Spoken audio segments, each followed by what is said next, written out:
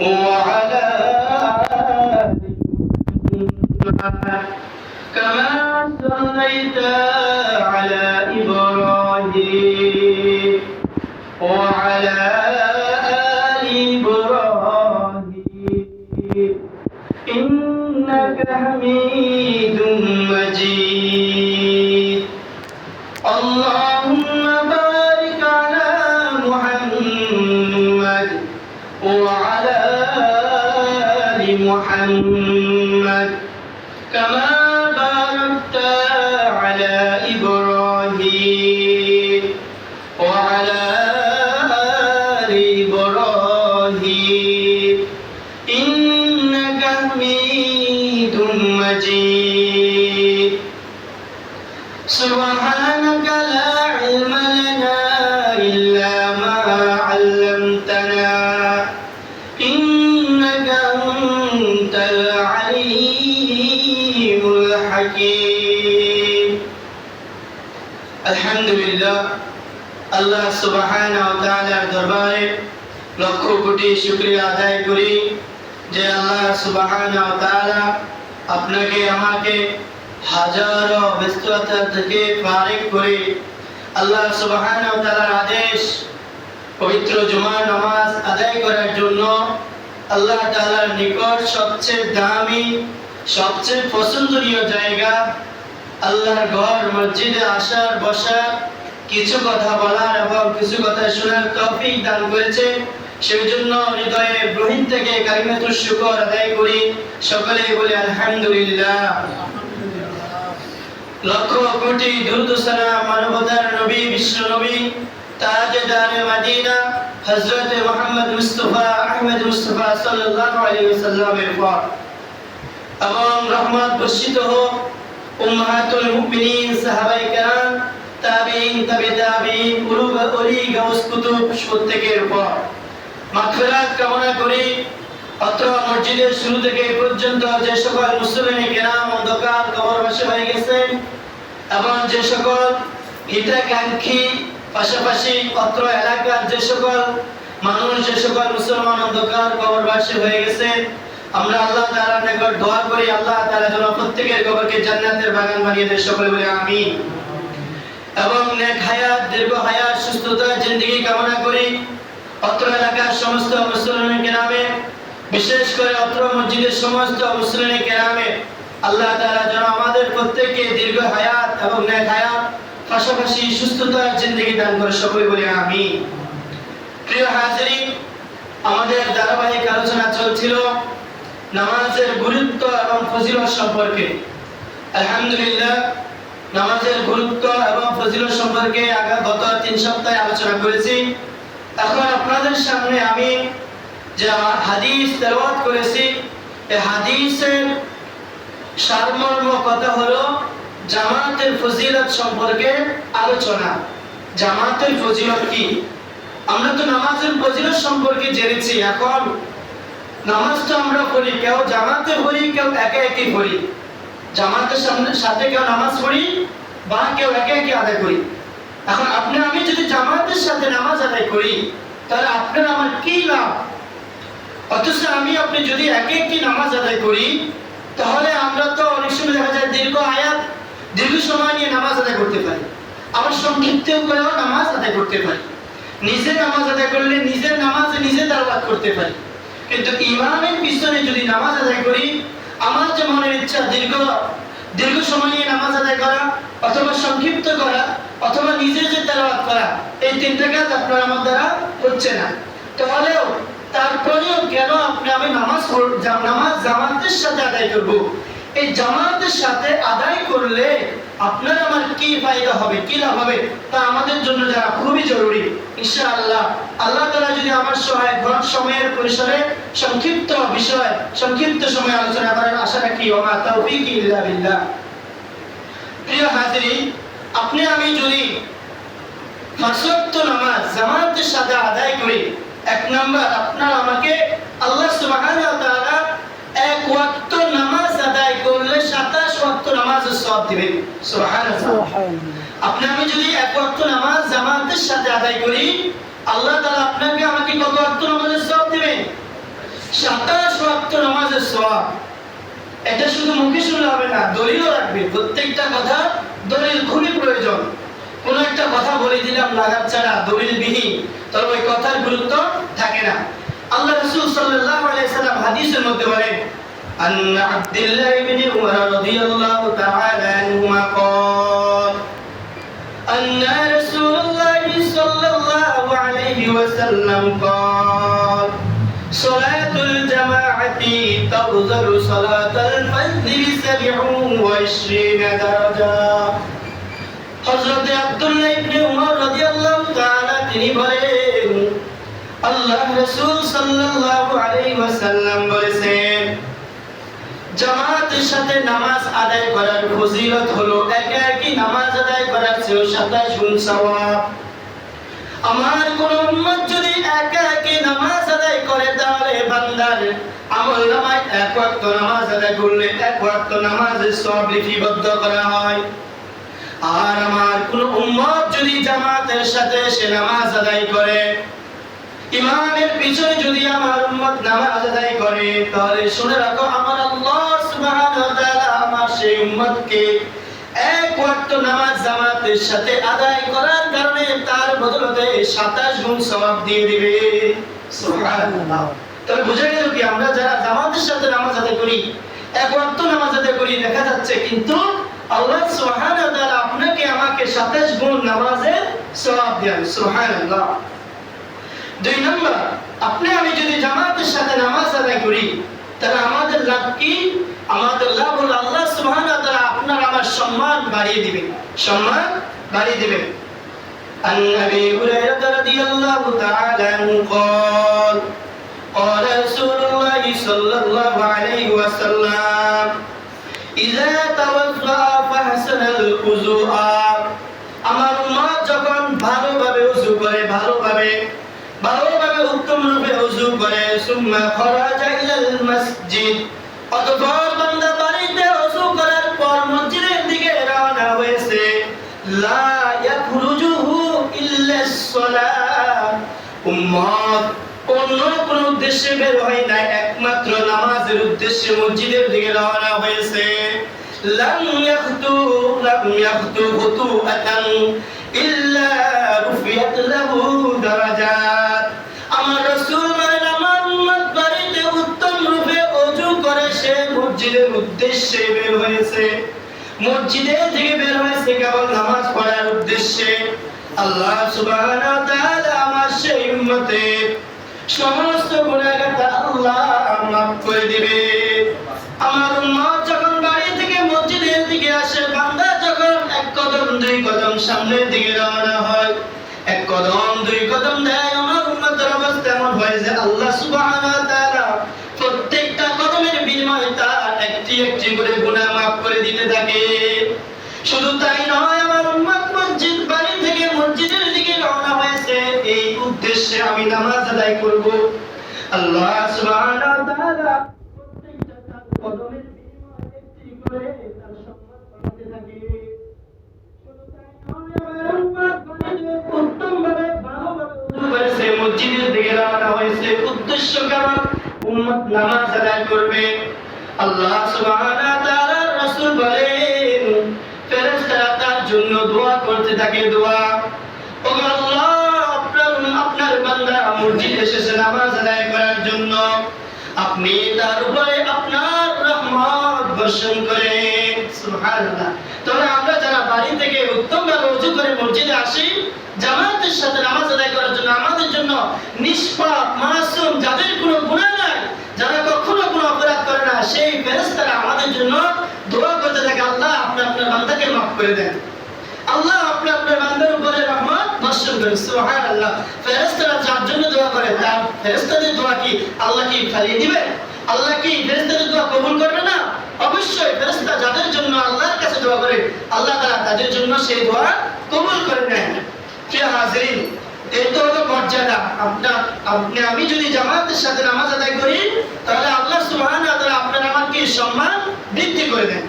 3 নম্বর, আপনি আমি জামাতের সাথে ইমামের পিছনে নামাজ পড়লে 3 নম্বর হলো আল্লাহ সুবহানাহু ওয়া তাআলা আপনার আমার গুনাহ মাফ করে দেন। কি করে দেন? গুনাহ মাফ করে দেন। আন ক্বালা রাসূলুল্লাহ সাল্লাল্লাহু আলাইহি ওয়াসাল্লাম মান তাওয়াজ্জা লিস-সালাত সুম্মা ফারাগা ইলাল মাসজিদি সুম্মা আস-সালাতা মা'আল নাস আও মা'আল জামাআত আও ফিল মাসজিদ গুফিরা লাহু যুনুবা। আল্লাহ রাসূল সাল্লাল্লাহু আলাইহি ওয়াসাল্লাম বলেন, কোন ব্যক্তি যখন ওযু করলো, উত্তমভাবে ওযুর অঙ্গগুলো পতঙ্গগুলো ভালোভাবে ধুত করলো, অতঃপর বাড়ি থেকে মসজিদের দিকে পায়ে হেঁটে হেঁটে হেঁটে হেঁটে রওনা করলো, মসজিদে আসলো। অতঃপর আমার উম্মত যখন মানুষের সাথে অথবা ইমামের পিছনে জামাতে নামাজ আদায় করে, অথবা আমার উম্মত যদি মসজিদে নামাজ আদায় করে, আল্লাহ সুবহানাহু ওয়া তাআলা তখন আমার উম্মতের গুনাহগুলো মাফ করে দেয়। সুবহানাল্লাহ। দেখছেন জামাতের সাথে নামাজ আদায় করলে কত সওয়াব।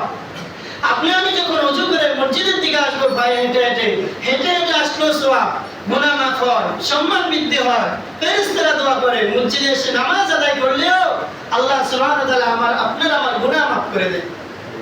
সুবহানাল্লাহ।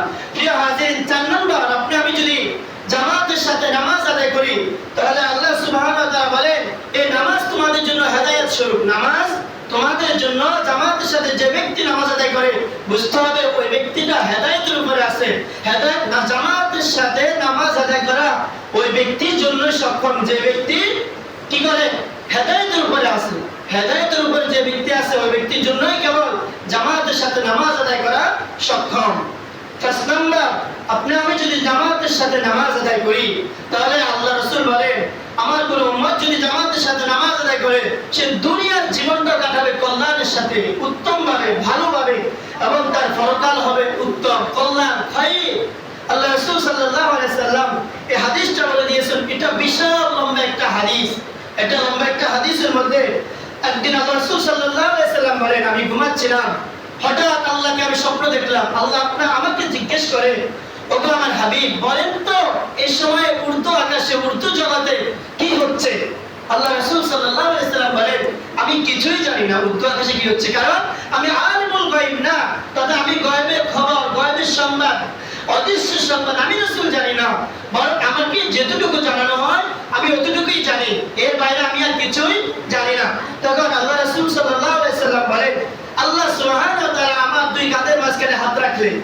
2 কাঁধের মাঝে হাত রাখার পর আমার বুকের বাম পাশে বা স্তনের নিচে আমি একটা শীতলতা অনুভব করলাম। শীতলতা অনুভব করার পর আল্লাহ আমাকে আবার প্রশ্ন করলেন, বলেন তো হে রাসূল, উর্দু আকাশে কি চলছে? তখন আল্লাহ রাসূল সাল্লাল্লাহু আলাইহি সাল্লাম বলেন, উর্দু আকাশে ফেরেশতাদের মধ্যে ঝগড়া বিবাদ, তর্ক বিতর্ক চলতেছে। তখন আল্লাহ সুবহানাহু ওয়া তাআলা বলেন, হে রাসূল, কেন তারা ঝগড়া বিবাদ করতেছে? ফেরেশতারা তো ঝগড়া বিবাদ করার মতো মানুষ নয়, ফেরেশতারা তো ঝগড়া বিবাদ করার মতো কি সৃষ্টি নয়, তাহলে তারা কেন ঝগড়া বিবাদ করতেছে? তখন আল্লাহ রাসূল বলেন, তারা মুকাফফিরাত নিয়ে তর্ক বিতর্ক করতেছে। আল্লাহ রাসূল সাল্লাল্লাহু আলাইহি ওয়াসাল্লাম যখন বললেন মুকাফফিরাত নিয়ে ফেরেশতারা তর্ক বিতর্ক করতেছে, তখন আল্লাহ বলেন, মুকাফফিরাত কি? তখন আল্লাহ রাসূল সাল্লাল্লাহু আলাইহি ওয়াসাল্লাম বলেন, মুকাফফিরাত হলো 3টি জিনিস। 1 নম্বর, বান্দা জামাতের জন্য এক ওয়াক্ত নামাজ শেষ করে আরেক ওয়াক্ত জামাতের সাথে নামাজ আদায়ের জন্য অপেক্ষা করা। এক ওয়াক্ত নামাজ শেষ করে আরেক ওয়াক্ত জামাতের সাথে নামাজ আদায় করার জন্য কি করা? অপেক্ষা করা। 2 নম্বর, বান্দা নামাজের জন্য, জামাতের জন্য মসজিদে বসে থাকা। 3 নম্বর হলো বান্দা জামাতের সাথে নামাজ আদায় করার জন্য উত্তমভাবে, ভালোভাবে ওযু করা। এই 3টা জিনিসের নাম হলো মুকাফফিরাত। তখন আল্লাহ সুবহানাহু ওয়া তাআলা একটা দোয়া শিখিয়ে দিয়েছেন আল্লাহ রাসূলকে, হে রাসূল, আপনি আপনার উম্মতকে শিখিয়ে দিন, তারা যেন নামাজের শেষে দোয়াটা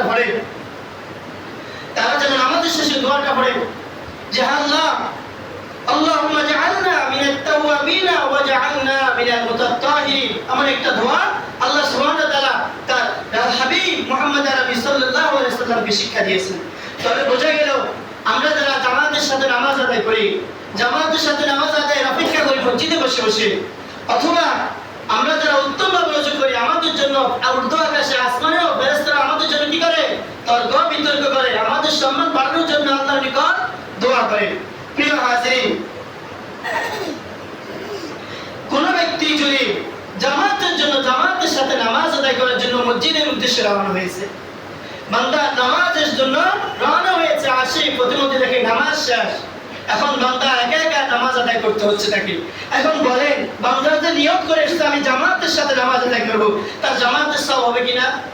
অবশ্যই। আল্লাহ রাসূল সাল্লাল্লাহু আলাইহি সাল্লাম বলেন, আমার উম্মত যখন বাড়ি থেকে রওনা হয় এই উদ্দেশ্যে যে সে জামাতের সাথে নামাজ আদায় করবে, তাহলে সে মসজিদে আসলো কিন্তু জামাত হলো না, একা একা নামাজ আদায় করলো, তাহলে আল্লাহ সুবহানাহু ওয়া তাআলা তার যে জামাতের সাথে নামাজ পড়লে, এক ওয়াক্ত নামাজ আদায় করলে 27 গুণ নামাজের সওয়াব আল্লাহ সুবহানাহু ওয়া তাআলা আমার উম্মতের একা একা নামাজ আদায় করার কারণেও তাকে 27 গুণ নামাজের সওয়াব দিয়ে দিবেন। সুবহানাল্লাহ। প্রিয় হাজিরিন, আল্লাহ রাসূল সাল্লাল্লাহু আলাইহি সাল্লাম আরেক হাদিসের মধ্যে বলেন, আল্লাহ রাসূল সাল্লাল্লাহু আলাইহি সাল্লাম বলেন, এই নামাজ হলো নেফাক এবং জাহান্নাম থেকে মুক্তির একটা কারণ। আল্লাহ রাসূল সাল্লাল্লাহু আলাইহি সাল্লাম বলেন, কোন উম্মত যদি জামাতের সাথে নামাজ আদায় করে, জামাতের সাথে ইমামের পিছনে, তাহলে দুনিয়ার মধ্যে আমার উম্মত সমস্ত ধরনের মুনাফিকতা থেকে বেঁচে থাকবে। তার ভিতরে যে মুনাফিকতা কাজ করত, জবানে এক কথা বলতো, অন্তরে আরেকটা নিয়ত থাকতো। জবানে বলতো হ্যাঁ আমি অমুক কাজ করব, অন্তরে তার উদ্দেশ্য ছিল না আমি অমুক কাজ করব না। আমার উম্মত যদি এইভাবে জামাতের সাথে নামাজ আদায় করে, আল্লাহ সুবহানাহু ওয়া তাআলা তার ভিতর থেকে যে নেফাকিয়ত আছে, মুনাফিকতা আছে, সেই মুনাফিকতা দূর করে দিবে। সুবহানাল্লাহ। শুধু তাই নয়, আমার উম্মত যদি জামাতের সাথে নামাজ আদায় করে, আল্লাহ সুবহানাহু ওয়া তাআলা হাশরের ময়দানে তাকে জাহান্নাম থেকে মুক্তি দিয়ে দিবে। সুবহানাল্লাহ। আমাদের মন চায় না জাহান্নাম থেকে বেঁচে থাকতে? জাহান্নাম তো বড় ভয়ঙ্কর বিষয়। জাহান্নামে কে যেতে চায়? কোন কাফেররা পর্যন্ত চায় না কোন কঠিন বিষয়ের সম্মুখীন হতে। তাহলে মুসলমান মুমিন বান্দা সে কিভাবে চাইবে জাহান্নাম কষ্টদায়ক বিষয়ের সামনে যেতে? তাহলে আল্লাহ রাসূল বলেন, কোন ব্যক্তি যদি জামাতের সাথে নামাজ আদায় করে, তাহলে আল্লাহ তাআলা দুনিয়ার মধ্যে তার থেকে মুনাফিকতার যে আলামত আছে, তার ভিতরে যে মুনাফিকতা কাজ করে, সেই মুনাফিকতা দূর করে দিবে। 2 নম্বর, তাকে জাহান্নাম থেকে মুক্তি দিবে। প্রিয় হাজিরিন, আরেকটা বিষয় হলো আল্লাহ রাসূল সাল্লাল্লাহু আলাইহি ওয়াসাল্লাম বলেন, আমার কোন উম্মত যদি জামাতের সাথে নামাজ আদায় করে, তার সর্বোচ্চ সওয়াব এটা। আমার অনেক উম্মত আছে গরীব অসহায়, আমার অনেক উম্মত আছে যারা বাইতুল্লাহ গিয়ে, মক্কা মদিনায় গিয়ে হজ করে তাদের তৌফিক হয় না। আমাদের মাঝে এখানে অনেক আছে, অনেকেই আছে যারা আমরা এখনো পর্যন্ত বাইতুল্লাহ শরীফ গিয়ে আল্লাহর ঘর খানায় কাবার বিলাত ধরে এই কথা বলা সক্ষম হয়নি। লাব্বাইক আল্লাহুম্মা লাব্বাইক, হে আল্লাহ আমি আপনার ঘরে হাজির, হে আল্লাহ আমি আপনার ঘরে হাজির। এখানে একজন আছেন উমরা হজকারী, আমার উস্তাদ মুহতারাম মাওলানা আলাউদ্দিন সাহেব, উনি কয়েকবার গিয়েছেন। এখানে আমাদের হাজী সাহেব আছেন, আলহামদুলিল্লাহ হজ করে এসেছেন, ওনাদের কপাল অনেক ভালো। আরেকজন হাজী সাহেব আসেন, আমাদের এখানে 5 ওয়াক্ত নামাজ জামাতের সাথে আদায় করার চেষ্টা করে, আদায় করে, ওনাদের কপাল ভালো। ইহরাম বেঁধে বাইতুল্লাহকে সামনে রেখে জামাতের সাথে নামাজ আদায় করেছে। কিন্তু আমরা যারা অসহায় গরীব, আমাদের সম্বল কম, সক্ষম নাই বাইতুল্লাহ শরীফ গিয়ে ইহরাম বেঁধে জামাতের সাথে নামাজ আদায় করব, আমাদের কি করণীয়? আল্লাহ রাসূল সাল্লাল্লাহু আলাইহি সাল্লাম বলেন, আমার কোন উম্মত যদি জামাতের সাথে নামাজ আদায় করে, আমার কোন উম্মত যদি জামাতের সাথে নামাজ আদায় করে, আর যে ব্যক্তি বাইতুল্লাহ শরীফে গিয়ে ইহরাম পরে জামাতের সাথে নামাজ আদায় করেছে, ওই ব্যক্তির সওয়াব উভয় ব্যক্তির সওয়াব একই সমান। অর্থাৎ আমার কোন উম্মত যদি জামাতের সাথে জামাতের সাথে নামাজ আদায় করে, আল্লাহ সুবহানাহু ওয়া তাআলা ইহরাম বেঁধে বাইতুল্লাহ শরীফে গিয়ে নামাজ আদায় করার যে সওয়াব, আমার উম্মতকে বা তার দুনিয়ার তার বাড়িতে তার মসজিদে গিয়ে এলাকার মসজিদে গিয়ে জামাতের সাথে ইমামের পিছনে যদি নামাজ আদায় করে, আল্লাহ তাকে ইহরাম বেঁধে নামাজ আদায় করার সওয়াব লিখে দিবে। সুবহানাল্লাহ। দেখেছেন কত সওয়াব? আমরা বাইতুল্লাহ শরীফ যাই নাই, যেতে পারবো কিনা জানি না, তবে দোয়া করে আল্লাহ তাআলা যেন আমাদের সকলকে বাইতুল্লাহ শরীফ গিয়ে আল্লাহ তাআলার ঘর খানা কাবাকে সামনে রেখে নামাজ আদায় করার তৌফিক দান করে, সকলে বলে আমিন। আমরা যারা সক্ষম নয়, আল্লাহ সুবহানাহু ওয়া তাআলা আমাদেরকেও ইহরাম বেঁধে নামাজ আদায়ের একটা যে সওয়াব, সেই সওয়াবের একটা এলান ঘোষণা আমাদেরকে দিয়ে দিয়েছেন। প্রিয় হাজিরিন, এই নামাজের কত গুরুত্ব দেখেন। এটা তো বললাম জামাতের সাথে নামাজ ফজিলত, এতক্ষণ আপনাদের সামনে আলোচনা করলাম।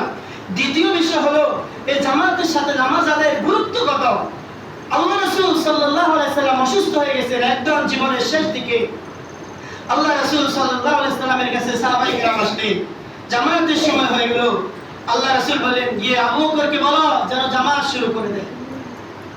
সাহাবায়ে কেরামরা কান্নায় সবাই বিভোর, সবাই কান্নায় পড়ে গেলেন। সবার ভিতরে জানা হয়ে গেল রাসূল করিম সাল্লাল্লাহু আলাইহি সাল্লাম সম্ভবত আমাদের সাথে আর নামাজ আদায় করতে পারবেন না। তেনার মনে হয় এটাই শেষ, তিনি মনে হয় আমরা তাকে বেশি দিন দুনিয়ার মধ্যে পাবো না।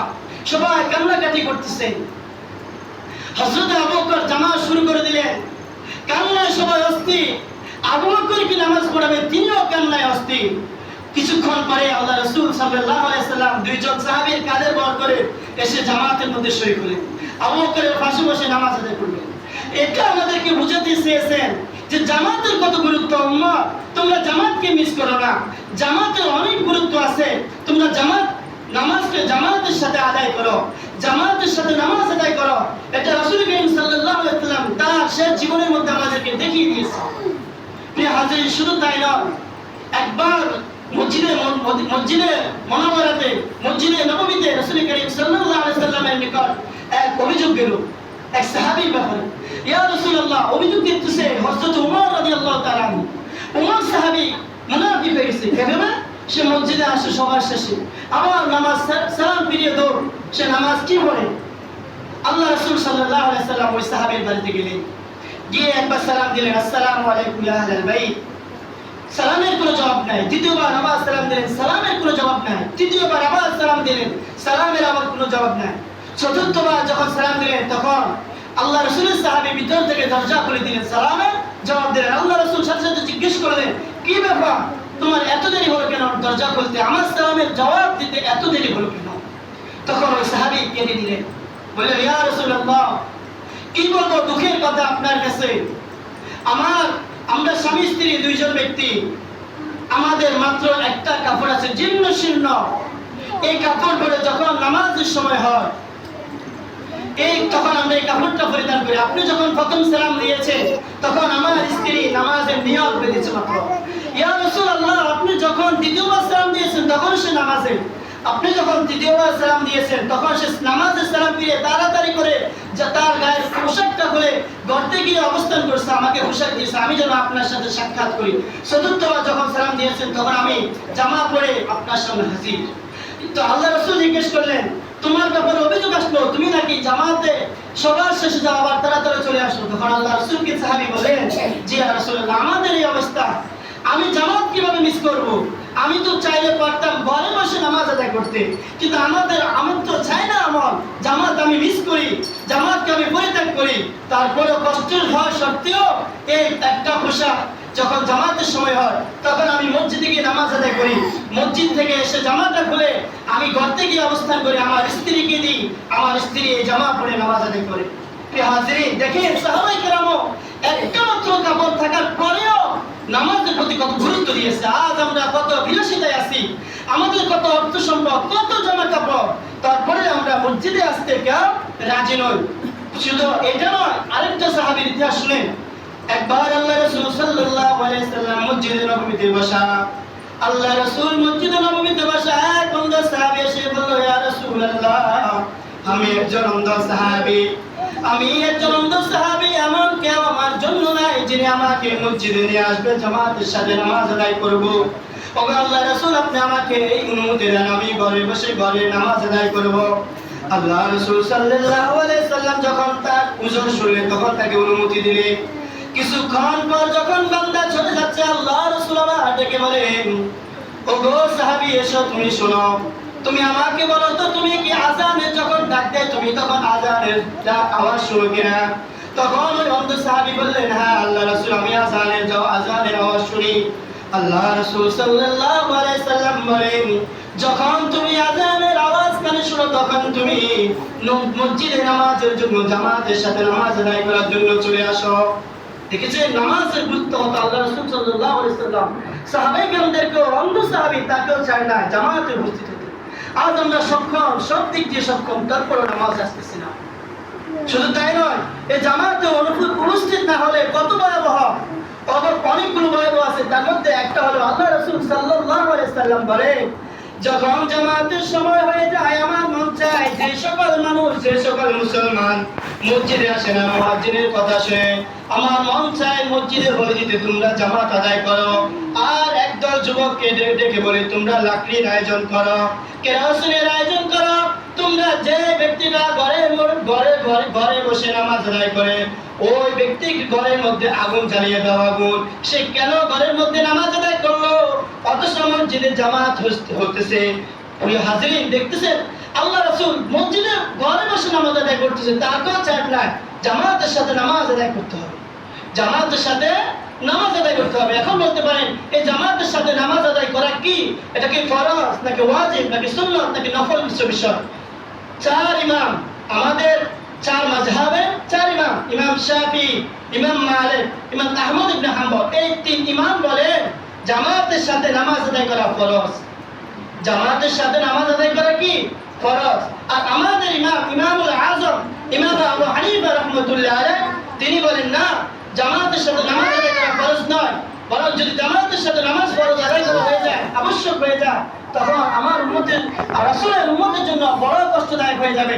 তারা প্রত্যেকটা নামাজ জামাতের সাথে আদায় করতে পারবে না, তাহলে তাদের উপরে ফরজ তরক করে গুনাহ হয়ে যাবে। বরং জামাতের সাথে নামাজ আদায় করা হলো সুন্নাতে মুআক্কাদা ইলা করাবাতিল ওয়াজিব, যেটা ওয়াজিবের নিকটবর্তী, ওয়াজিবের কাছাকাছি যে সুন্নতটা, ওই সুন্নত হলো জামাতের সাথে নামাজ আদায় করা কি? সুন্নতে মুআক্কাদা।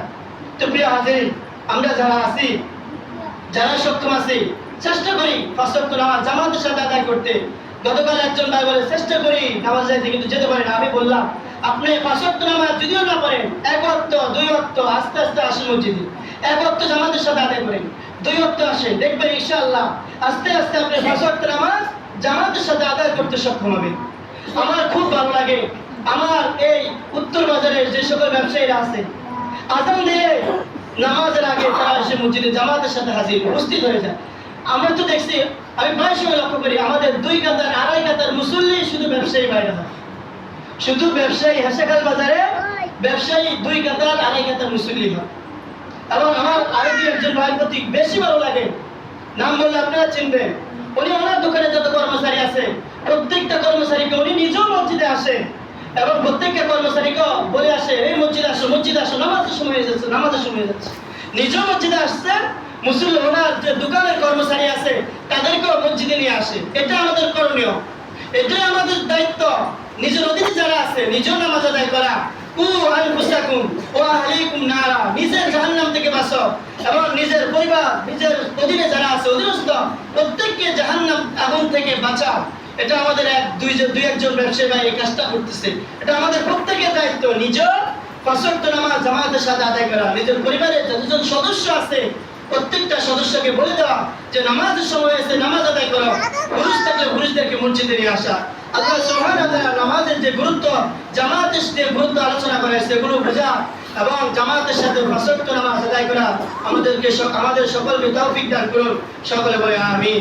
ওয়া আখিরু দাওয়ানা আলহামদুলিল্লাহি রাব্বিল আলামিন। যারা সুন্নাত পড়েন ইনশাআল্লাহ ক্বাবলা জুমা থেকে